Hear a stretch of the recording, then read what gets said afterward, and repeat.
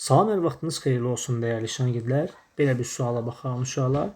Suala keçməzdən əvvəl belə bir məlumatı xatırlatmaq istəyirdim ki, uşaqlar, bu kanalda siniflər üzrə həm mövzuların geniş izahı, həm də qısa videolar paylaşılır uşaqlar. Əgər sizlər də bunlardan xəbərdar olmaq istəyirsinizsə, kanala abunə olmağı unutmayın uşaqlar. İndi keçəyin sualın izahına. Uşaqlar, baxın, belə suallarda biz bilirik ki, birinci mötərizənin içlərini həll etməliyik, elə deyilmi? Məsələn, 3-də 2 ilə mən burada 4-də 1-i toplasam, təbii ki, burada əküb tapmalıyam. 12 olacaq. 12-ni 3-ə böldüyüm zaman bura 4, bura 3 düşəcək. Burada 8 üstə gəlsin 3.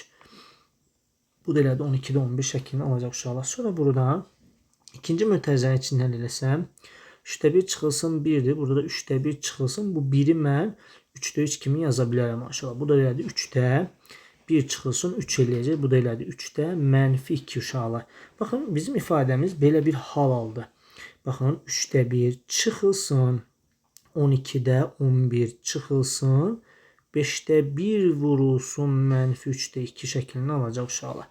Əla. Baxın uşaqlar, 3-də 1 çıxılsın, 12-də 11. Uşaqlar, baxın, -5-də 1-i -3-də 2-yə vuranda üstə gəlinsin, 15-də 2 şəklini alacaq.